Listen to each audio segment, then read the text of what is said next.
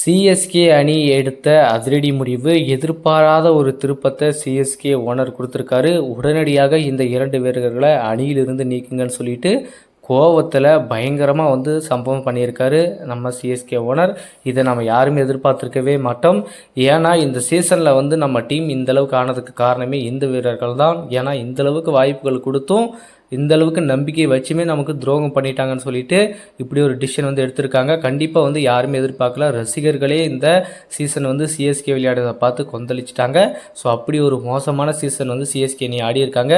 கிட்டத்தட்ட 16 ஆண்டு காலமாக சிஎஸ்கே அணி ஐபிஎல் வரலாற்றில் எவ்வளவோ சாதனைகளை பண்ணிட்டு வந்துட்டுருக்காங்க. பட் ஏற்ற இறக்கங்கள்ன்றது ஐபிஎல்லில் இருக்கும். பட் இந்த சீசன் சிஎஸ்கேவுக்கு ரொம்ப ரொம்ப மோசமான சீசன் அப்படின்னு கூட நம்ம சொல்லலாம். பட் இப்போது எல்லா போட்டியும் முடிஞ்சிடுச்சு. ஸோ அப்படின்னு நம்ம நினச்சிடக்கூடாது. இன்னும் நமக்கு 6 போட்டிகள் இருக்குது. இந்த 6 போட்டிகள் கண்டிப்பாக சிஎஸ்கேனி இன்னும் வேறு மாதிரியான சம்பவத்தை பண்ணி கூட உள்ளே வரத்துக்கான வாய்ப்புகள் இருக்குது. ஸோ நம்ம கிரிக்கெட்டை அவ்வளோ சீக்கிரமாக குறைச்சி இடம் போட்டுறக்கூடாது. ஏன்னா அந்தளவுக்கு சம்பவங்கள் வெயிட் பண்ணி காத்துட்ருக்கோம். அந்தளவுக்கு தரமான ஒரு தலைவர் தோனி தான். ஸோ கண்டிப்பாக சிஎஸ்கேனியே எப்படி வேணால் எடுத்துகிட்டு வரதுக்கான வாய்ப்புகள் இருக்குது. மேபி 6க்கு 6 ஜெயிச்சு கூட சிஎஸ்கேனி உள்ளே வரதுக்கான வாய்ப்புகளும் இருக்குது. ஸோ நம்ம பொறுத்திருந்து தான் நம்ம பார்க்கணும். அதுக்காக நம்பிக்கை விட்டுறக்கூடாது. கண்டிப்பாக இந்த மாதிரி சீசன் பல சீசன் எல்லா டீமுக்குமே வந்திருக்கு. ஸோ அதனால் சிஎஸ்கே அணி மோசமான அணியை நம்ம கண்டிப்பாக நினச்சிடக்கூடாது. அதில் இருக்கிற வீரர்களுக்கு இந்த சீசன் ஒரு சரியான சீசனாக அமையாமல் கூட இருக்கலாம். அந்த மாதிரி நிறைய சீசனில் நிறைய டீம் அடி வாங்கியிருக்காங்க. அதுக்காக நம்ம அதை குறைச்சி இட போட்டுறக்கூடாது. நம்ம எஸ்ஆர்ஹெச் அணியை நம்ம எக்ஸாம்பிள் எடுத்துக்கலாம். முன்ன சீசன் பார்த்திங்கன்னா கிட்டத்தட்ட 6-5 டைமு 250க்கு மேலே அடித்தாங்க. இந்த டைம் பார்த்திங்கன்னா அவங்களுடைய நல்ல நேரம் எப்படி இருக்குது அப்படின்றது நமக்கு தெரிஞ்சிருக்கும்.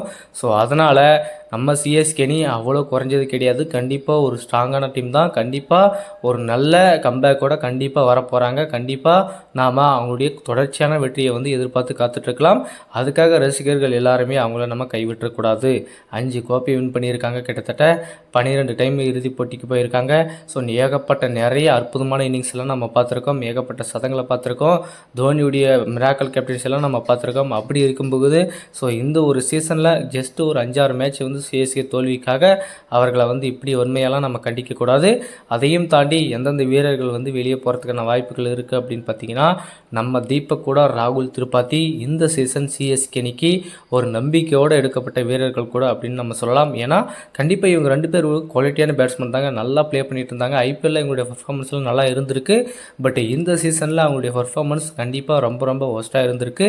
சிஎஸ்கே அணிக்கு வந்த எல்லா வீரர்களுமே மற்ற அணியில் சரியாக பர்ஃபார்மன்ஸ் பண்ணாமல் சிஎஸ்கே அணிக்கு வந்தபோது அவங்களுடைய முக்கியமான டேலண்ட் எல்லாமே வெளிவரும் அப்படின்னு சொல்லுவாங்க. அப்படி தான் நிறைய வீரர்கள் வெளியே வந்திருக்காங்க. அப்படி இருந்துமே இந்த சீசன் நம்ம ரொம்பவே எதிர்பார்த்து கொண்டு வரப்பட்ட வாங்கப்பட்ட சிஎஸ்கே வீரர்கள் யாருமே இந்த சீசனில் வெளியே ஒரு நல்ல இன்னிங்ஸை காட்டல அப்படின்றது தான் மிகப்பெரிய ஒரு வருத்தமே தவிர மற்றபடி வீரர்கள் யாருமே குவாலிட்டியான வீரர்கள் நம்ம சொல்லவே முடியாது. தரமான வீரர்கள் தான். ராகுல் திரிபாதியுடைய இன்னிங்ஸ் எல்லாம் நம்ம பார்த்தோம்னா கண்டிப்பாக செம்மையாக இருந்துச்சு. முன்ன சீசன் கடைசி கட்டத்தில் எஸ்ஆர்ஹெச் அணியை தூக்கி நிறுத்தினது நம்ம ராகுல் திரிபாதி தான். ஸோ அப்படி இருக்கும்போது அந்த நம்பிக்கையில் தான் அவரை இங்கே எடுத்தாங்க.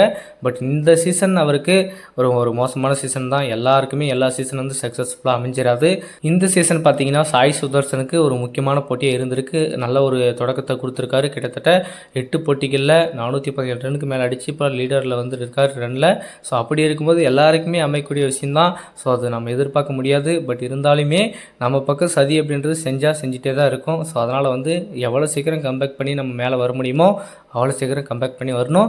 ஆனால் அதையும் தாண்டி தீபக் கூடாவையும் ராகுல் திரிபாதியும் அடுத்த சீசனில் சிஎஸ்கே அணியில் வச்சுருப்பாங்களா அப்படின்றது மிகப்பெரிய ஒரு கேள்வியாக இருக்குது. ஸோ அந்த கேள்விக்கெல்லாம் முற்றுப்புள்ளியாக கண்டிப்பாக அவங்களுக்கு வாய்ப்பு கிடைச்சா அடுத்தது கண்டிப்பாக ஒரு ப்ரூவ் பண்ணியே காட்டணும் அப்படின்ற ஒரு சுச்சுவேஷனில் அவங்க இருக்காங்க. மேபி காட்டிட்டாங்க அப்படின்ற பட்சத்தில் கண்டிப்பாக அடுத்த ஆண்டும் சிஎஸ்கே அணியில் தொடர்வாங்க. அப்படி இல்லை அப்படின்னா உடனடியாக இவரை அணியிலிருந்து நீக்குவதற்கான எல்லா நடவடிக்கையுமே சிஎஸ்கே எடுத்துகிட்டு வந்துட்டுருக்காங்க. தோனி இவங்களை பற்றி என்ன சொல்கிறாங்க அப்படின்னு தெரியல. கண்டிப்பாக ராகுல் திரிபாதிக்கும் தீபக் கூடாவுக்கும் இந்தோட அவங்களுடைய ஐபிஎல்லில் வந்து சிஎஸ்கேவுடைய ஜெர்னி பயணம் வந்து முடிஞ்சிச்சு அப்படின்னு கூட நம்ம சொல்லலாம். கண்டிப்பாக அவங்கள வந்து ரிட்டர்ன் பண்ணுறதுக்கான சான்சஸ் குறைவு. கண்டிப்பாக அடுத்த சீசனில் அவங்கள ஆக்ஷனில் நம்ம பார்க்கலாம். எந்த டீம் அவங்கள வந்து எடுக்கிறாங்களா அப்படின்றதையும் நம்ம பார்க்கலாம். சிஎஸ்கே அணியிலிருந்து வெளியேறப்போகும் முக்கிய வீரர்கள், இது குறித்து உங்களோட கருத்துக்கள் என்ன? சரியான முறையில் சிஎஸ்கே நிர்வாகம் இதை நடத்தியிருக்காங்களா அப்படின்றத பற்றி உங்களோட கருத்துக்கள் என்னன்றதை மறக்காமல் கமெண்ட்டில் சொல்லுங்கள்.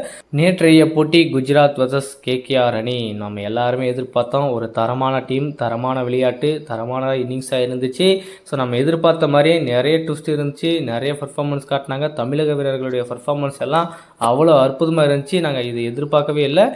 ஏன் வந்து இப்படி ஒரு டிசிஷன் வந்து கேகேஆர் அணி எடுத்தாங்க அப்படின்றது தெரியல.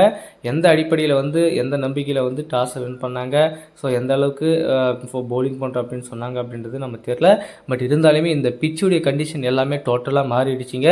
ஸோ அப்போல்லாம் ஹை ஸ்கோரிங் கேமாக இருந்த எல்லா பிச்சுமே இப்போ எதிர்பார்க்காத ஒரு திருப்பத்தை வந்து கொடுக்குது. முக்கியமாக எல்லா டீமுக்குமே ஹோம் கிரவுண்ட் மிகப்பெரிய அளவு வந்து லாஸ் ஆகிருக்கு அப்படின்னு கூட நம்ம சொல்லலாம். சென்னை ஆகட்டும், ஆர்சிபி ஆகட்டும், கேகேஆர் அணி ஆகட்டும், மும்பை ஆகட்டும், பஞ்சாப் ஆகட்டும், எல்லா இடத்துலையுமே ஹோம் கிரவுண்டில் அதிகமான தோல்விகளை வந்து சந்திச்சிட்ருக்காங்க எல்லா டீமுமே.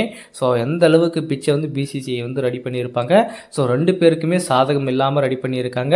ஸோ யார் வேணால் ஜெயிக்கலாம், யார் வேணால் தோக்கலாம் அப்படின்ற மாதிரி தான் இருக்குது. 50-50% இப்படி 80 இப்படி 80 ஒரே பக்கம் வந்து இல்லாமல் 2 பக்கமும் ஈக்குவலாக வந்து பிச்சை வந்து ரெடி பண்ணியிருக்காங்க. ஸோ அதனால தான் வந்து இன்றைக்கி எந்த அணியாலையுமே ஹோம் கிரவுண்டில் ரீட் பண்ணி ஜெயிக்கிறதுக்கான வாய்ப்புகள் வந்து ரொம்ப குறைவாக இருக்குது. சிஎஸ்கே அணியின் தோல்விக்கு கூட அதுதான் காரணம் அப்படின்னு சொல்லியிருந்தாங்க. ஸோ நேற்றைய போட்டியில் டாஸ் வின் பண்ண கேகேஆர் அணி கேப்டன் அஜிங்கே ரகானே அவர்கள் நாங்கள் பவுலிங் பண்ணுறோம் அப்படின்னு சொல்லிட்டு நாங்கள் போயிட்டாங்க. ஸோ அதுக்கப்புறம் ஓப்பனிங் ஸ்டார்ட் பண்ண நம்ம சுப்மன் கில், தமிழக வீரர் சாய் சுதர்சன் அற்புதமான தொடக்கத்தை கொடுத்தாங்க. 2 பேருமே நல்ல பர்ஃபார்மன்ஸை காட்டிட்டு 2 பேருமே 50 அடித்து அவங்களுடைய ரன்னை வந்து மலமளவெல்லாம் எடுத்துகிட்டு போனாங்க. சாய் சுதர்சன் 52 ரன் அடித்தார்.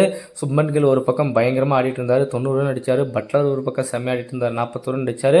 கிட்டத்தட்ட குஜராத்துடைய ஸ்கோர் பார்த்தோம்னா 198 ரன் அடித்தாங்க. 199 அடித்தா வெற்றி என்ற இலக்குடன் களமிறங்கிய குஜராத் அணியின் பவுலர்கள் வேறு மாதிரியான ஒரு இன்னிங்ஸை ஸ்டார்ட் பண்ணாங்க. கேகேஆர் அன்னைக்கு ஸ்டார்டிங்லேயே அதிர்ச்சிக்கு மேலே அதிர்ச்சி கொடுத்து சும்மா ஆஃப் பண்ணிட்டாங்க.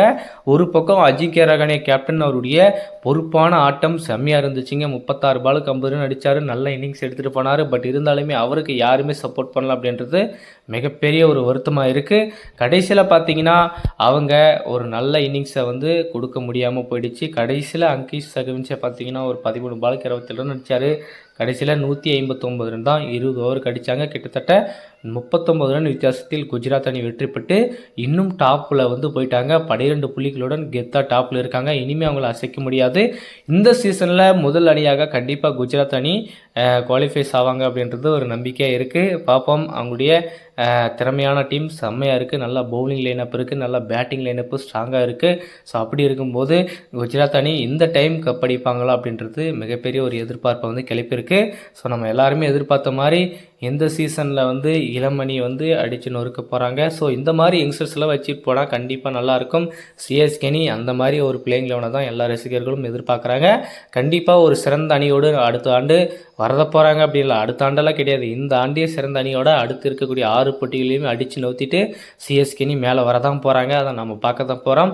அந்த ஒரு எதிர்பார்ப்பை தான் சிஎஸ்கே அணி கண்டிப்பாக காத்துட்ருக்காங்க. அடுத்த போட்டி நடக்கக்கூடிய சிஎஸ்கே சென்னையில் எல்லா ரசிகர்களும் எதிர்பார்ப்பை வந்து ஆஃப் பண்ணிட்டாங்க அப்படின்னு கூட சொல்லலாம். டிக்கெட் வாங்குறதுல மிகப்பெரிய அளவு குறைஞ்சிருச்சு அப்படின்னு வந்து சொல்லிட்டு இருக்காங்க. ஸோ நம்ம பார்ப்போம். கண்டிப்பாக சிஎஸ்கே அணிக்கு சப்போர்ட் பண்ணுங்கள். அடுத்தடுத்து வரக்கூடிய போட்டியில் கண்டிப்பாக ஜெயிப்பாங்க.